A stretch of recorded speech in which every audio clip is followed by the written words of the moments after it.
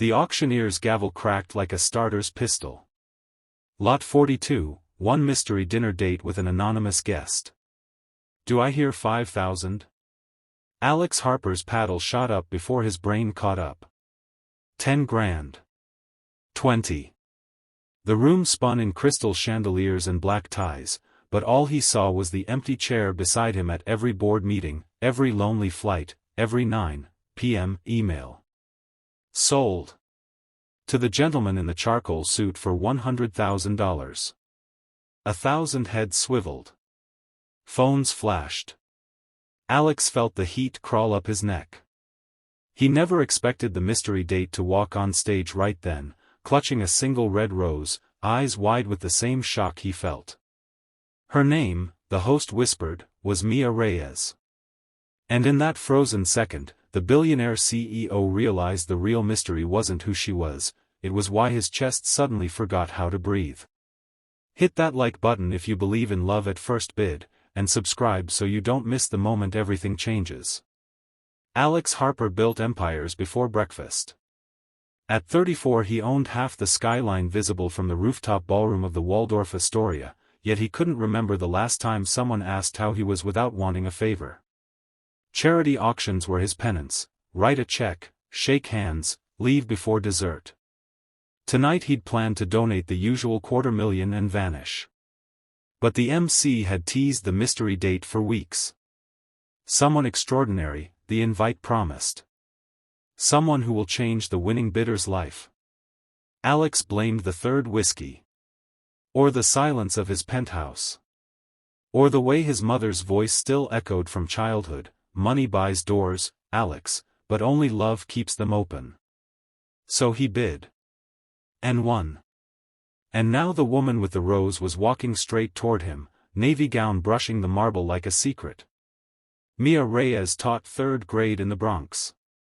She'd entered the date raffle on a dare from her students: Miss Reyes needs a boyfriend. Never dreaming her name would be drawn.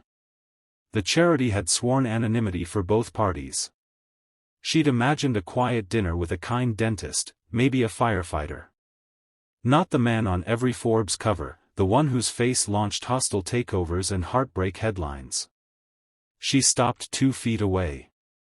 Up close, Alex Harper looked less like a titan and more like a man who'd forgotten how to sleep. Faint shadows under storm-gray eyes, a jaw clenched so tight it could crack walnuts. "Hi," she said, offering the rose. "Looks like I'm your prize." Alex took the stem. A thorn pricked his thumb, a bead of blood aimed scarlet against his cuff. "I think I overpaid." Mia laughed, and the sound loosened something knotted inside him. "We can split the bill if it helps." The rules were simple: 1 dinner, no last names, no phones, no follow-up. The charity wanted magic, not lawsuits. A driver whisked them to a tiny Italian place in the West Village the organizers had booked under fake names.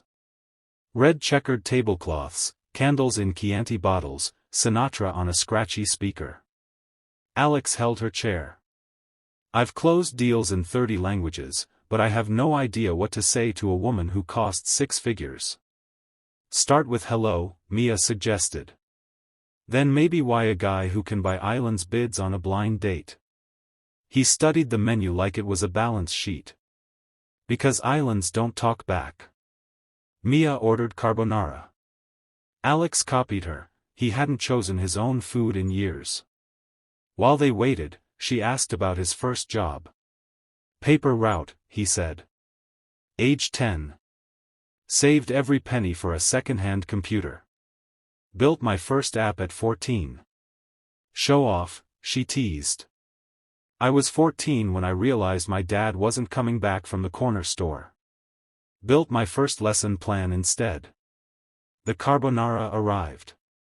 Steam curled between them like a question. Alex twirled pasta. "You teach?" 3rd grade.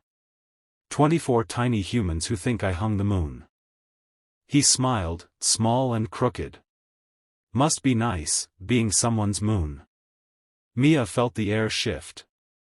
This wasn't small talk, it was excavation. "Over tiramisu," she asked, "What scares you, Mr. Mystery Bitter?" He answered before caution kicked in. Ending up alone in a house too big to echo. Mia reached across, dusted cocoa from his lip with her thumb. "Then let's make some noise.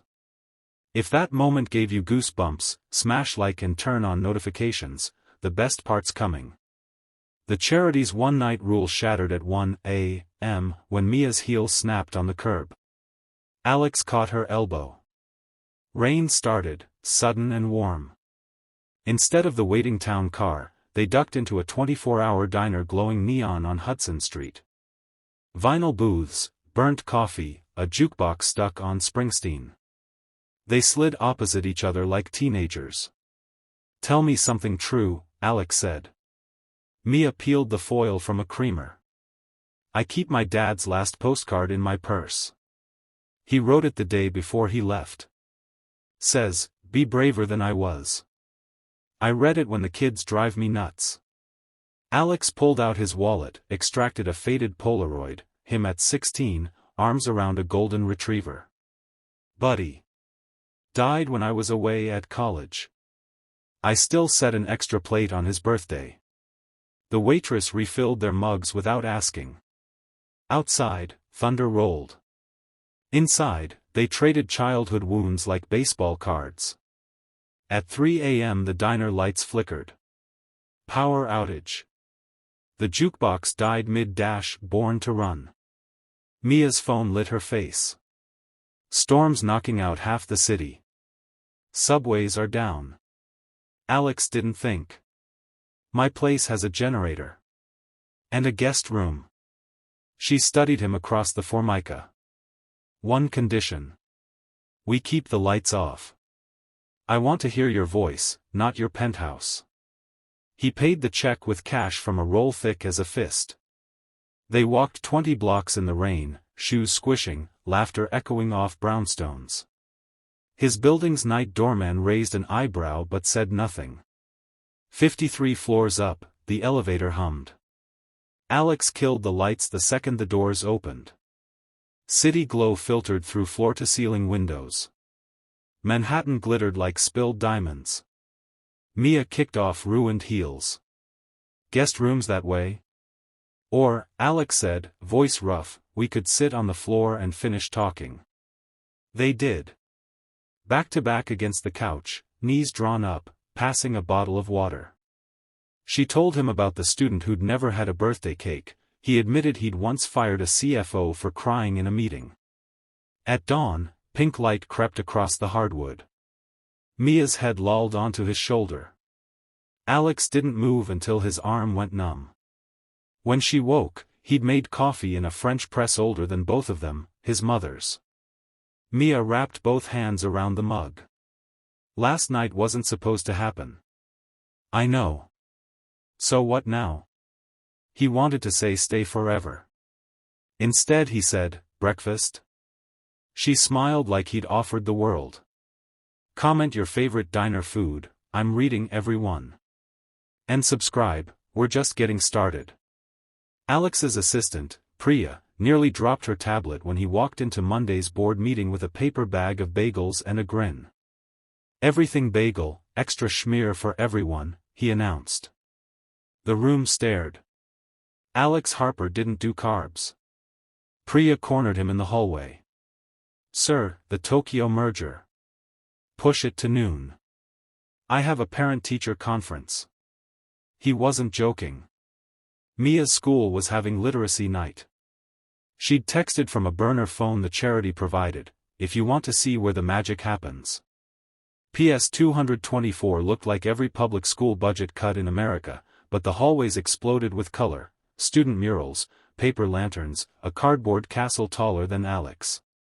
Mia stood on a folding chair, stapling fairy lights. She wore jeans and a t-shirt that read "Read more books than yesterday." "You came," she said, hopping down. "Told my pilot to hold the jet." Parents milled around, sipping juice boxes. Alex felt overdressed in a $5,000 suit until a tiny girl with braids tugged his sleeve. "Are you Miss Reyes's prince?" Mia choked on air. Alex crouched. More like the frog who got lucky. The girl considered this, then handed him a construction paper crown. You need this. He wore it the entire night. But fairy tales snag on reality. Page 6 ran the headline Tuesday, Billionaire's mystery teacher, gold digger or Cinderella? Paparazzi camped outside Mia's apartment. Her principal called her in. Optics, Mia. The district's nervous. That night she showed up at Alex's penthouse unannounced, eyes red. They want me to take unpaid leave until the frenzy dies. Alex's temper flared white-hot. I'll buy the damn school. That's not how this works. She sank onto the couch.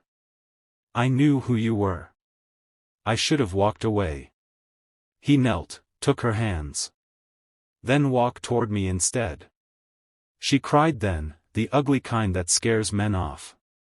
Alex held her until the storm passed.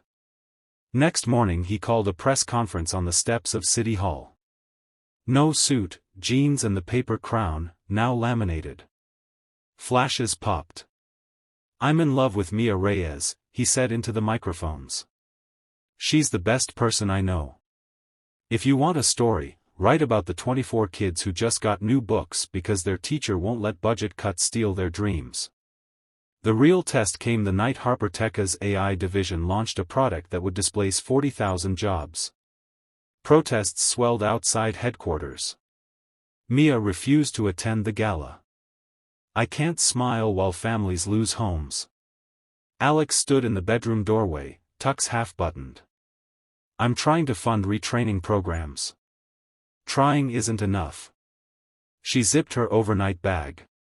I need the man, not the headline. He let her go. Spent the night on the couch, Buddy's old leash in his fist. At 3 a.m. he emailed the board, sunrise meeting. We pivot or I walk. They pivoted. Harper Tech became the first tech giant to guarantee 2 years' salary and res-killing for every displaced worker. Stock dipped, then soared when the public realized ethics could be profitable. Mia returned at dawn, eyes puffy.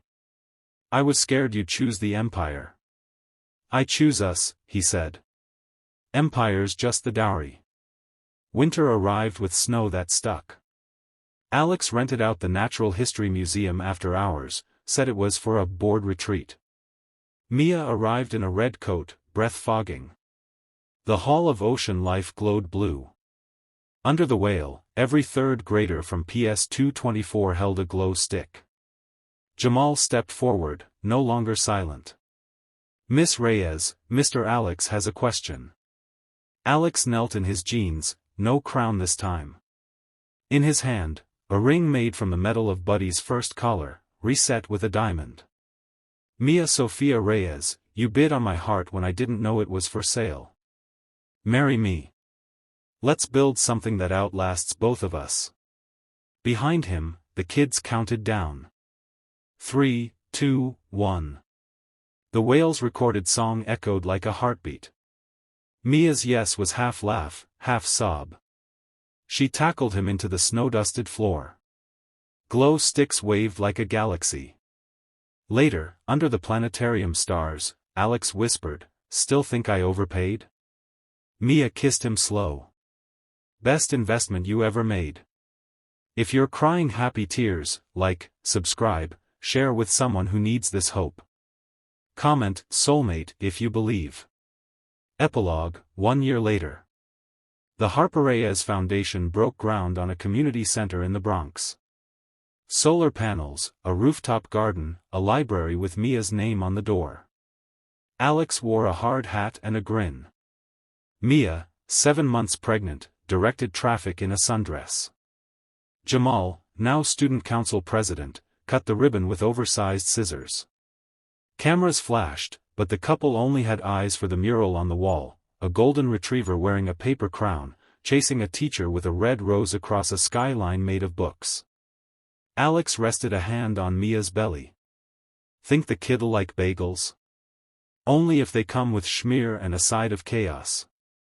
They kissed while the city applauded, Proof that sometimes the highest bid isn't money, it's the courage to stay when the gavel falls.